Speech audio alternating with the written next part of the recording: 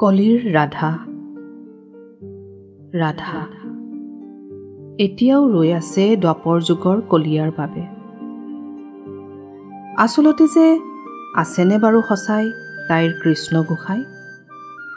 এতিয়াও কেশৱৰ প্ৰেমত বলিয়া কানুপ্ৰিয়া।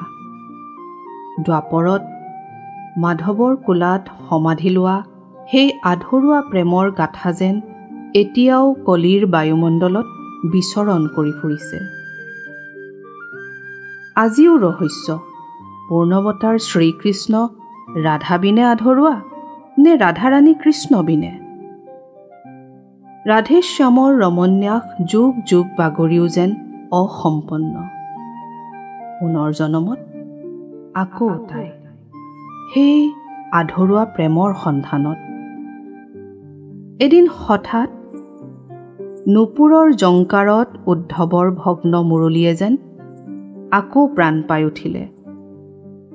দ্বাৰকানাথৰ আঙুলিয়ে মুৰলীত স্বতঃস্ফুটভাৱে ব্ৰজসুন্দৰীৰ লয়লাসত আপোন ভুলৰ ৰাগ জুৰিলে।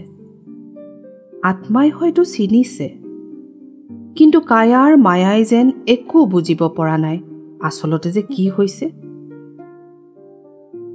কৃষ্ণপ্ৰিয়া এক অজান অবিষাদত বলিয়া হৈ পৰিল। আৰু মাধৱে কেৱল মুৰলী বজাইছে, বজাইছে আৰু বজাইছে। জাপ খোৱা নয়ন বিকম্পিত ওঠেৰে এইবাৰ যেন বাঁহীৰ নিনাদক স্তব্ধ হ'বলৈ নিদিব। জানোচা এইবাৰো যুগৰ পৰিভাষা আৰু কৰ্তব্যবোধে বিৰহৰ সুৰকে গাবলৈ বাধ্য কৰায়।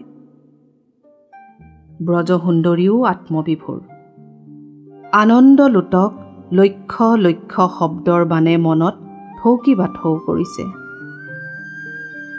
আহ, কি অপূৰ্ব এই সময়!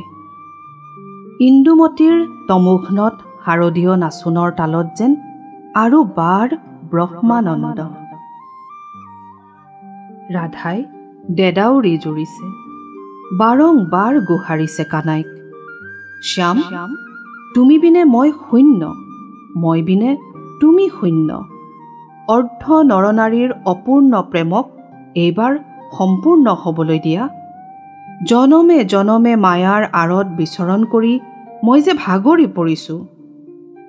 কৰ্তব্যৰ কেলিকলা এইবাৰ পৰিসমাপ্তি কৰিবলৈ প্ৰতিজ্ঞাবদ্ধ হোৱা আৰু এটি নতুন যুগৰ সমাৰম্ভ হ'বলৈ দিয়া।